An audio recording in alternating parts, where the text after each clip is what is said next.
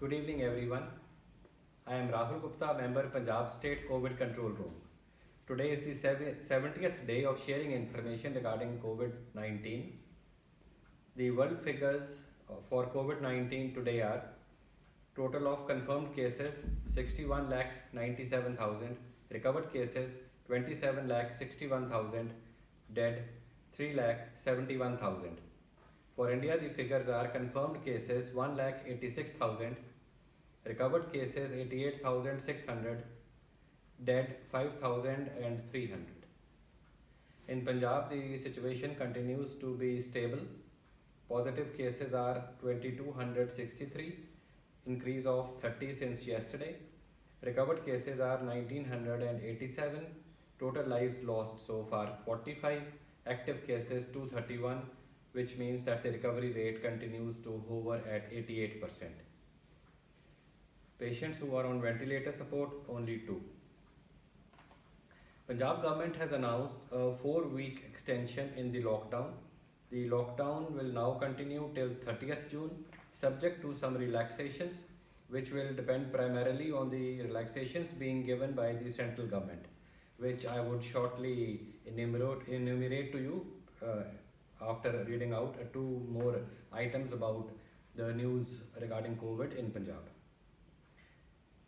The violations in lockdown norms are continuing and the government is taking that very seriously.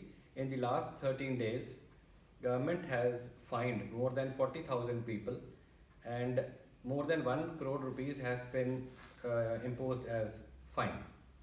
It is a huge amount and it shows that people are taking the lockdown measures not very seriously, which is not in good taste. And the government intends that the lockdown norms, guidelines, advisories should be strictly followed.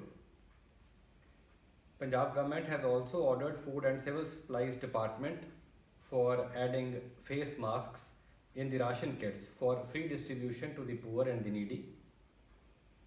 Ministry of Home Affairs, Government of India announced new guidelines regarding the lockdown, or shall we say the opening up of the various services and the economy in a phased manner. These will come into effect from 1st June and will continue till 30th June. As per these guidelines, now total lockdown will continue to be maintained in the containment zones only. Essential services will of course be allowed in the containment zones, but no other relaxations. Relaxations outside the containment zones are as follows. From June 8th, the religious places, hotels, restaurants and shopping malls will be opened. UTs can and the states can make these guidelines harsher, but they cannot dilute these guidelines in any way. So that has to be remembered when we are talking of these guidelines. The states and the UTs can make them more strict, but cannot add to any more relaxation in these. So from 8th June onwards, the good part is that religious places, hotels, restaurants and shopping malls can be opened up.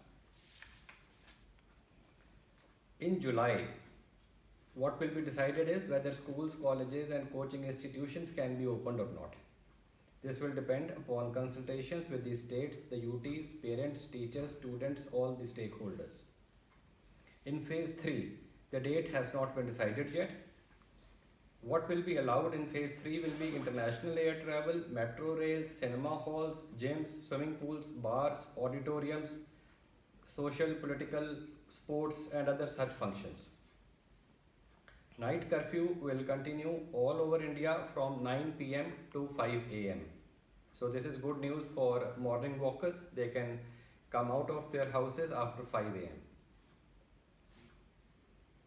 Another good news is that the interstate movement of the people is now allowed. There would be no need for any kind of pass, but again, it will be the choice of a state whether it will allow people from other states to enter its borders or not, depending on the situation existing in the state or in the neighboring states.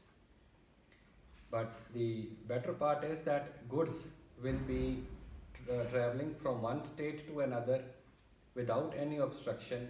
No state whatsoever will impose any kind of restriction on the interstate movement of goods.